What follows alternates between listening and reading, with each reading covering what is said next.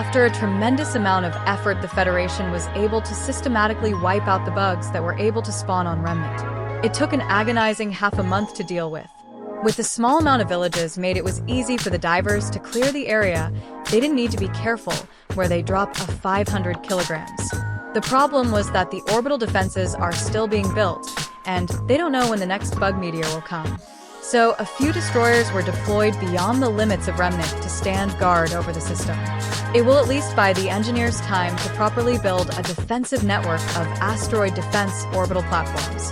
The Helldivers were tasked to reduce the number of those who endanger democracy, i.e. criminals for one.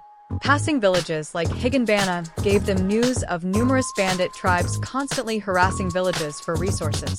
After taking down a few of the tribes, the rest became aware and decided to put aside their differences against a common foe.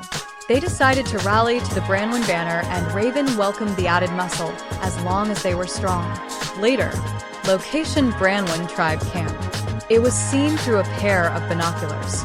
Neptune. They seem more coordinated than the rest of the tribes we dealt with. He noticed Carden loading his senator revolver. John, Sergeant Major, why don't you grab a liberator? Carden, by the time we're fighting, there'll be plenty of them on the ground, sir. Son, that's morbid. Carden, war is morbid. John, any signs on their leader? Neptune, hold on. He scans around the camp until he comes across a woman with long and wild black hair. John knew she was young Xiaolong's biological mother, and as in the sign of good faith, he'll just throw her at Ashvin's face. She is his mess, and he needs to clean it up himself. Sun grabbed the binoculars. Sun, I see some of them trying to set up ambush positions. Neptune, I can't get accurate numbers from here. The camp may be larger than what we know. Carden, what's the order, sir? John, capture the leader, kill the rest. Carden, understood. You heard the man move out. The divers came out of the woodwork and took down the outer perimeter. Carden threw a thermite grenade that stuck to the gates. It burned through the locks and exploded the doors off its hinges. Raven, what the hell is going on? Vernal, everyone to arms. The bandits then grabbed their weapons and fought for their lives and rushed through the door. Aura was a bitch plot armor as they were able to shrug off their weapons. Then it started to become a problem as the remains of the tribes they wiped out joined in and came out from all over the forest. The Helldivers dug in as they called in whatever they have available on hand. 2 mortar sentries and a few machine guns and stalwart. They were surrounded on all sides as all of the survivors of tribes wanted revenge on them. John was putting inputs for an airstrike as one courageous bandit was rushing from his blind spot ready to stab him, but he dropped the input and snapped to him and blasted the man in the head with his liberator. The divers were holding their own, but the numbers were on the bandit side, but not for long.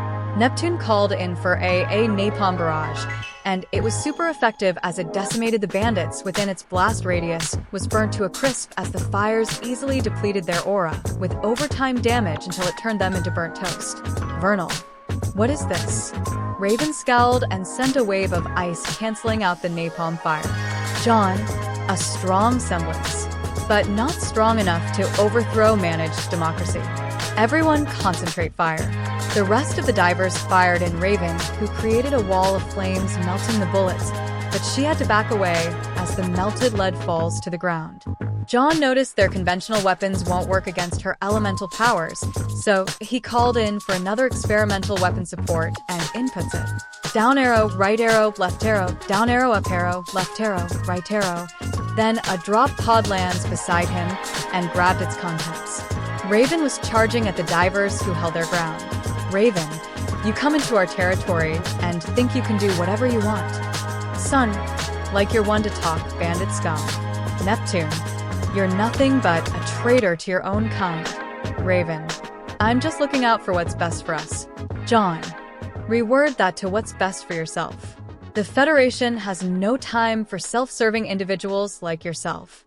Raven, the strong live and the weak perish. John, preying on helpless citizens, that speaks wonders as to what you are. Less than Grim and the bugs, not even your corpse would be beneficial. You don't see these things fucking each other over a percentage. Raven grinds her teeth as she charges once again with a burning blade this time. Jaune hefted the new railgun, fuck the nerfs, as he took aim and set it to unsafe to get a full-powered charge. Once she got in close, someone blocked the shot from hitting her, but the penetration was beyond anything they could imagine. As the projectile blew through Vernal's aura and through her torso, and then through Raven's aura, only breaking it and knocking the wind right out of her. She lays down on the ground, clutching her cracked ribs as she coughs violently. She then looks up to see Jaune standing over her. "Jaune, count yourself lucky. I know someone who is related to you, but he'll be the one to deal out your punishment. If it were up to me, I would have shot you without hesitation." He then knocks her out with the butt of the railgun to her face, breaking her nose. The rest of the divers were cleaning up the rest of the bandits, as the threat to Mistral has all but extinguished. Jaune had Raven restrained with Aura, a nullifying collar, and had her shipped out to Beacon with a note to Oshpin. Now is the time for them to consolidate and prepare for the next fight. Many villages who are grateful to the Helldivers offered their loyalty, since Mistral hasn't even lifted a finger for any of them. Jaune asked the Ministry of Truth for confirmation, and they agreed. They needed more citizens to help build up the newly formed Super-Earth, as they need to be ready for the Terminid threat that just revealed itself. Jaune took the people in, and Shine was now abandoned.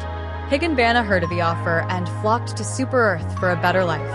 Massive amounts of work was made through mining, manufacturing, harvesting Terminids, all kinds, and some even joined the Helldivers, replenishing their losses in Mistral. Question for the